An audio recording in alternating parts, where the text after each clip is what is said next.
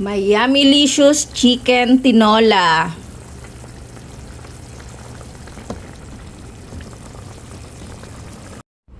Hello, good morning. For today's video nga pala, magluluto si Bicolana ini ng tinolang manok. Ito nga, meron ako ditong parang native na manok na nabili ko sa supermarket.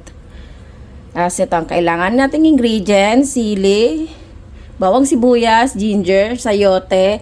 Tapos ang ipagsasabaw ko nga pala ay hugas bigas at dahon ng sili at bok choy.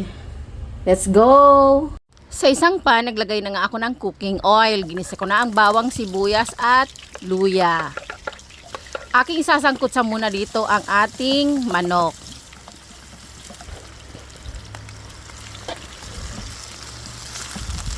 Lalagyan ko muna siya ng mga panimpla tulad ng patis, paminta, liquid seasoning, at hahayaan ko muna itong takpan for about 5 minutes. Para maluto ng gusto at lumabas ang katas ng ating manok.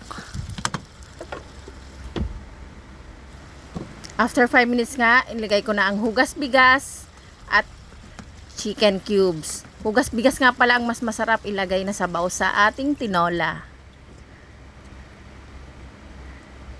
At ilalagay ko na rin ang mga sili at sayote.